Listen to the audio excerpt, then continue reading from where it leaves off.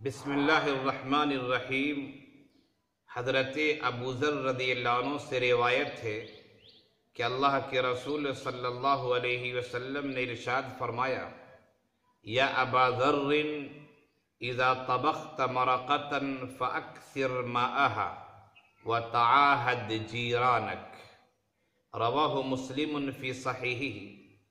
حضرت ابو ذر رضی اللہ عنہ سے روایت ہے کہ اللہ کے رسول صلی اللہ علیہ وسلم نے مجھے خطاب کرتے ہوئے فرمایا، یا ابا ذر، اے ابو ذر، اذا طبخت مرقتا فاکثر ماءها، جب تم سالن پکاؤ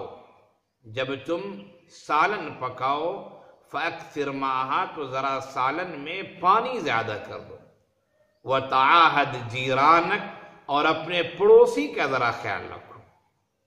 اصل میں گوشت، مچھلی اور عمدہ کھانا پکنا عموماً ہر گھر میں روزانہ نہیں ہوا کرتا ہے۔ بعض متمول افراد ہیں، مالدار ہیں، ان کے یہاں روزانہ گوشت مچھلی وغیرہ ہے، ورنہ عموماً جو ہمارے سماج میں ہے وہ یہی ہے کہ گوشت مچھلی روزانہ نہیں ہوتا۔ بعض گھروں میں تو مہینوں گزر جاتے ہیں، بعض گھروں میں تو سال بھی گزر جاتا ہے، ورنہ عموماً تو ہفتہ دو ہفتہ تو گھروں میں گزر ہی جاتا ہے۔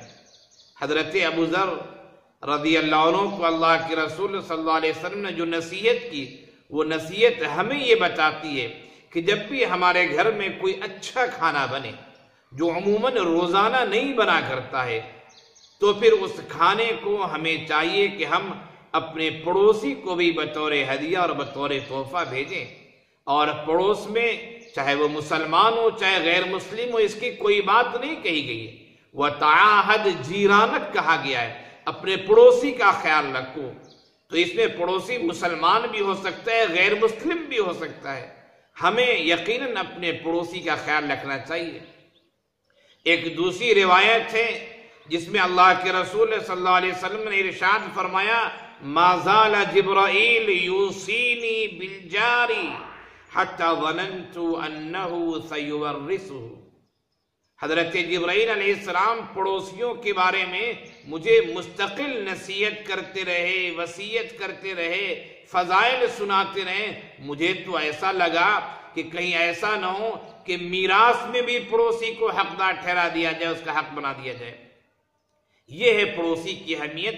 ہمارا پڑوسی جو بھی ہو، مسلم ہو یا غیر مسلم، ہم اپنے اخلاق حسنہ سے، اپنے عمدہ کردار سے، اچھے عمل سے ہم پڑوسی کے لیے داعی بنے، پڑوسی کے سامنے اسلام کا بہترین نمونہ پیش کرے۔ ہو سکتا ہے آپ کے اخلاق کو دیکھ کر وہ اسلام قبول کر لے، ہو سکتا ہے آپ کے اخلاق کو دیکھ کر وہ اگر دشمن ہے تو دشمنی ختم ہو جائے، دوستی ہو جائے، ہو سکتا ہے وہ سخت دل ہے، سنگ دل ہے، آپ کے اخلاق کو دیکھ کر اس کی سنگ دلی ختم ہو جائے، اس کے اندر نرم مزاجی پیدا ہو جائے۔ پڑوسیوں کا خیال رکھیے، ان کے یہاں ہدیہ تحفہ بھیجاتے رہیے، اور عمدہ سالن بنے، اچھا کھانا بنے جو عموماً نہیں بنا کیا کرتا ہے روزانہ، تو ایسے کھانے کو بھی بطور تحفہ اور بطور ہدیہ بھیجیے، ثواب سمجھ کے بھیجیے، سنت سمجھ کے بھیجیے، صحابہ کرام کا عمل سمجھ کے بھیجیے۔ یقیناً یہ ہمارے لیے کار خیر ہوگا۔ اللہ تعالیٰ سے دعا کرتے ہیں کہ ہمیں اور آپ کو اس پر عمل کرنے والا بنا دے، آمین یا رب العالمین۔